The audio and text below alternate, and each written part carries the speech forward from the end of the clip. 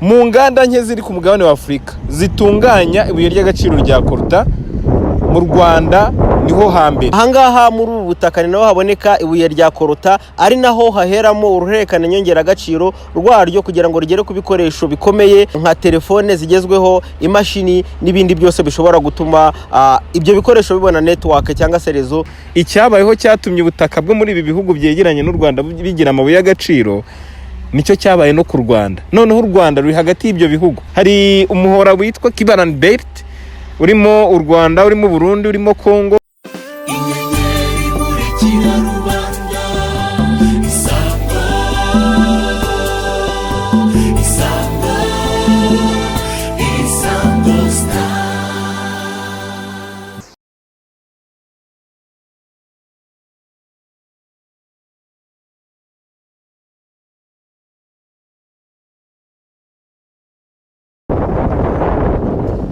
Hanyuma abakunzi ba Isango Star, reka tubasuhuze tubifurize gukomeza kugira ibihe byiza.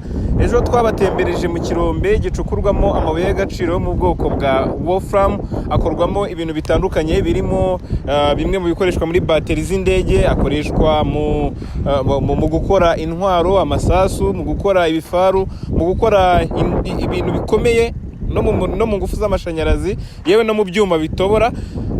Twasanze ari uruganda rwa mbere muri Afurika rutunganya tungsten cyangwa se rutunganya wolfram ku mugabane wa Afurika. Icyo nicyo kimwe twababwira, twabibutsa. Hanyuma uyu munsi turi mu karere ka Ngororero, aho twasuye uruganda narwo rucukura urunguru rwo rucukura Koruta. Koruta nayo ivamo ibyuma bikomeye, biremereye kandi biri hard. Mu nganda nke ziri ku mugabane wa Afurika zitunganya ibuye ry'agaciro rya Koruta mu Rwanda niho hambere. Niho hari uruganda rwa mbere rutunganya nyinshi kurusha ahandi muri Afurika. Ubu turi kugenda tuzenguruka ngo turebe uko bimeze. Murabona hano hepfo niho hari imashini irimo iracukura, hasi harimo ikirombe nyine niho hacukurwa. Ubwo bivuze ngo tugiye kujyayo turebe ibikorerwayo, nitumara kumenya ibikorerwayo turaza tubasobanurire, ariko kandi dukomeze tugendane. Hagati aho ndi Gabriel Imana, ndi kumwe na mugenzi wanjye Bizimana Emmanuel, tuze kubana kandi turaza gufatanya kugira ngo ibintu bigende neza, tuze kubikora nk'ikiganiro namwe, kandi ibitekerezo byanyu biba bikenewe kugira ngo turusheho gusobanukirwa. Turaza kubaza byimbitse ibuye ry'agaciro rya Koruta rivamo iki, rikora iki, ese rikenewe bingana iki uyu munsi ku isoko mpuzamahanga. Tuzi ko naryo rifite uruhare mu gukora intwaro, ariko reka tuze kubibaza ababizi, ababisobanukiwe batubwire ngo bimeze bite, iri buye rifite agaciro kangana iki, tunamenye n'ikintu u Rwanda rufite uko kimeze n'agaciro gifite. 20-30 years and more, and provide consistent production every single month, where everyone knows what they're going to get. And from our point of view, you're aware we already have the tantalum refinery in Bigezweho, so we want to make sure we can feed our refinery with our material. So basically we're a fully vertically integrated mining and refining company, so that we don't have to rely too much on anything else outside our own operation. So this mine here, by the time it's fully expanded, will be one of the biggest contributors as a single mine to the world supply. What you see here is already, I would argue, Africa's largest industrial tantalum mine, and we have aspirations to go larger than that. For sure. I have a question as a witness. Can you tell us, we hear some people who are saying that Rwanda, there is no mine, but you are a good witness. Can you tell? Oh, sure. Look, we've stood on it. I mean, it's fundamental. There are a lot of non-geologists who have opinions, but it is here. We've invested a huge amount of money to build a full industrial scale mine with exploration data, with drilling data. We've proven the resources. But in reality, you can look through the historical archives. Rwanda was a substantial contributor to the tin mining back in the 1940s and 50s. And let's face it, the geology does not have passports. Rocks don't get to a political border and say, okay, we stop here. Yeah? This whole belt is the whole region. It even crosses into Burundi and up in Uganda. It's the whole region. So you cannot say, just because there's a political border invented in the last 125 years, all of a sudden rocks that have been here for multi-millions of years have changed location. It's not viable. And so you can see here, we have a very solid investment. You don't see thousands of people, But that's because that's a very unsafe way to mine. The more miners you have crawling in tunnels, the more people that die. And we all know artisanal mining has got a reasonably poor reputation for all the human rights abuses that have taken place over the last 40 years. Can you tell us the quantity of the mine extracted from this area? So this current operation is designed for 360,000 tons of ore processing per year. On average, 1,200 tons a day. I was saying this mine was historical data shows that the first mining started in 1930s. And at that point, of course, tantalum was not an issue because was not a commodity that people were interested in. Right. So luckily, in this type of mineralization, we call it pegmatite, is the rock. So this rock normally contains 3 T's, which is tin, tantalum, and tungsten.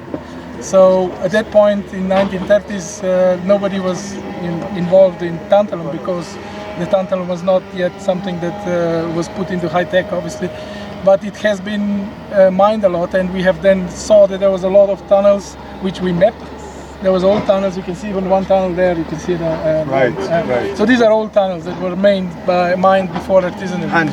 Handmade, yes, very small. So what we've done, we've mapped it all, we've checked it all, and then we've done, of course, the geochemical analysis. We've done the geophysical analysis, and we've then run the pilot plant for 9 months. And we've put in different types of minerals from this mine, and to see what the output is. So that's how we then decided actually this is a very good mine for us. What is it for? We mined the tantalum and tin here. Coltan, let's say, yes. coltan. What products are made from those mines? Yeah, sorry. I'll let Ray. Basically, the premise of the investment originally was around the tantalum and niobium refinery. A lot of people, they call it coltan. Coltan is a contraction of columbite tantalite. Columbite contains niobium as well as tantalum. They're very similar in nature as metals, but niobium has a very strategic value globally. So the refinery we've built in Bigezweho processes both tantalum and niobium to a very high purity, and they basically supply the electronics industry and the aerospace industry. So the telephone you're holding now, the capacitors inside are made from tantalum. Thank you. Good. nicyo kigiye kuvamo amabuye murayabona ku meza ibi twagaburiraga hano murabibona ku meza byahindutse amabuye ngo naho mukorera iki korera amafaranga. Murabibona rero twambaye nk'abagiye kwinjira mu kirombe. Hano umwihariko waho ntago binjiramo mu kuzimu ngo bacemo imyobo kwa kundi kw'amatano, ahubwo bacukuyeho hejuru. Ni ukuvuga ngo uyu mucanga muri kureba urunze hano, iyi ni imari ikomeye irimo amabuye y'agaciro yo mu bwoko bwa Koruta. Nk'uko mumaze kubyumva, aba bagabo babiri ni abanyamahanga, nibo bahedinze ubucukuzi. Harimo umuyobozi w'iki kirombe, hakabamo ndetse n'umuyobozi ushinzwe ibya geology cyangwa se n'ubumenyi bujyanye no kumenya nyine imiterere y'ubutaka ndetse n'ikiri muri ubwo butaka. Ibyo badusobanuriye muri make, badusobanuriye ko bavuye ku buryo bwo gucukura gakondo, binjiramo imbere batobora basesera, ahubwo bari gucukura bagendeye. Ni ukuvanga itaka ryose ririmo imari, nuva bararipakira bakajyana hepfo ku ruganda, narwo turarubereka. Urwo ruganda akaba rwo rutoranyamo amabuye y'agaciro, ibisigaye by'imyanda bikagira ahandi bihantu bijyanwa. Ariko mu by'ukuri ku kibazo cyo kubaza ngo ese mubona ari iki gituma u Rwanda rukomeza gushinjwa kwiba amabuye y'agaciro muri Kongo kuko ngo ntayo rugira, aba bazungu nabo baremeza ko rwose ibi bintu ari ibihimbano, ari impamvu z'ibinyoma zitagakwiye no kuvugwaho cyangwa se ngo zigarukweho, kubera ko ngo u Rwanda uko rumeze buriya ngo ubutaka nta mipaka rugira. Ikindi ntago bukenera amabuye y'agaciro, ntakenera visa, nta nubwo akenera passport kugira ngo yambukiranye. Icyabayeho cyatumye ubutaka bwo muri ibi bihugu byegeranye n'u Rwanda bigira amabuye y'agaciro, nicyo cyabaye no ku Rwanda. Noneho u Rwanda ruri hagati y'ibyo bihugu. Hari umuhora witwa Kibaran Belt, urimo u Rwanda, urimo Burundi, urimo Congo, urimo Brazzaville, urimo Uganda na Tanzania. Uwo muhora mu by'ukuri ugiye kureba usanga u Rwanda rurimo hagati. Ukibaza amabuye yagiye yambukiranya ibyo bihugu, kubera ko yose akomoka ku iruka ry'ibirunga, yambukiranyije ibyo bihugu gute atageze mu Rwanda wa mugani? Ibi ngibi nabyo ntago biba byumvikana. Hanyuma ubwo muri make basobanuye nibyo. Ikindi basobanuye, twe tubabwiye ku kamaro mu kanya k'amabuye y'agaciro. Mu by'ukuri hano akoreshwa mu bintu byinshi by'umwihariko mu byuma bikomeye ariko no mu itumanaho.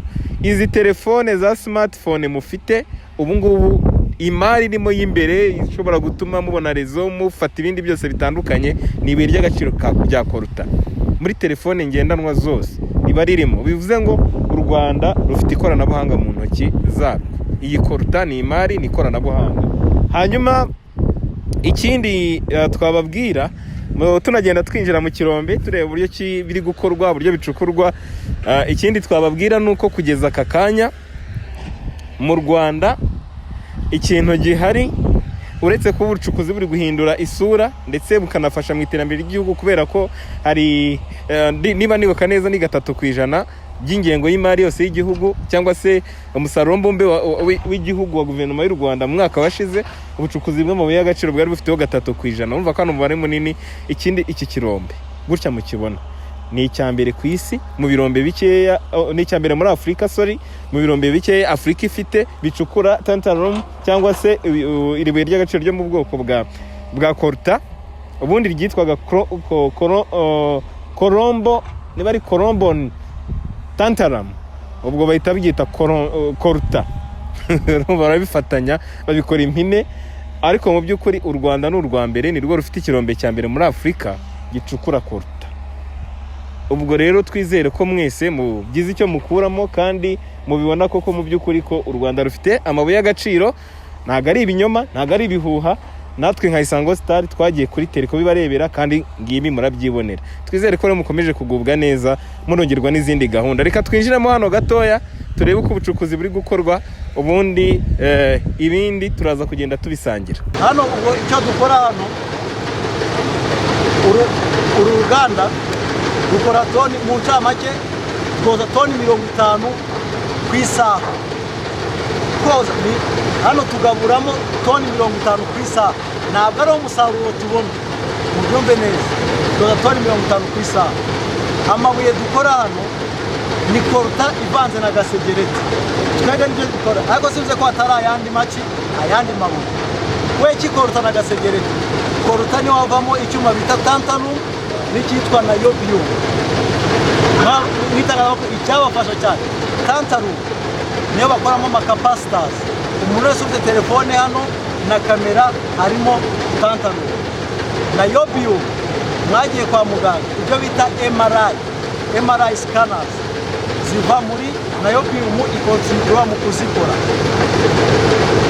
N'ibyuma byose dukoresha tudafite na yobium ntabwo byaba bigize ute biriho. So bivuze ngo ibintu dukora hano, ibintu biro ruganda rwacu rutunganya ni ibyo ngibyo. Twagiye uruganda rumeze gutya, tugabura toni 50 ku isaha. Toni 50 ku isaha turabanza zose tukazisya. Umucanga turabanza tukabisya bikaza munsi ya 2 mm ya milimetero ebyiri. Kubera iki tubisya kugira twongera ubwiza bw'amabuye yacu. Muzumva abantu bavuga ngo aya mabuye apima nabi, anapima neza, anagira ikihana. Nuko baba batayasenya ngo batandukanye umwanda n'ibuye ripima. Uru ruganda nibyo rukora. Rufite ibyo twita recovery ya 70%, 70% recovery. Mu gihe babandi boza bya gakondo bi tradition baba baraginga below ya 20% recovery. So ubwo rero tugiye gutangira nyene bereka buri mashini yose n'ikintu ikora. Bivuze tubiri bite kugwa iko kabuye gasigaye. Ibi byose oya aho iyo tubisenga mu cyatu n'imyanda yose bikiri n'imicafu. Ariko kwa process dukoresha yo gutandukanya amabuye igendeye ku buremere turasubira tukazana munsi ya milimetero ebyiri kugira tubashe kubitandukanya. Turaza gutandukanya imyanda n'amabuye. Uruzinga burebure biratumira. Ubu sinabasha kubikavara gutandukanya, ariko iyo mbiseye hari akantu mbasha kugakura. Nicyo bisobanura.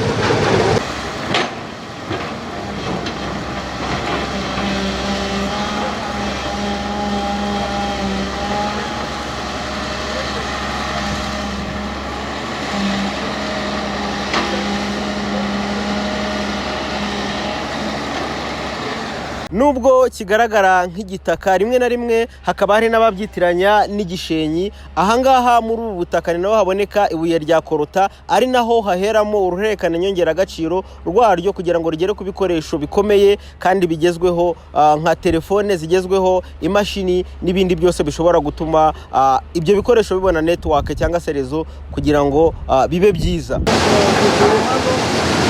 Gusya no mu koza hambere ubu twerekeje kuvangura amabuye y'agaciro kugira ngo amabuye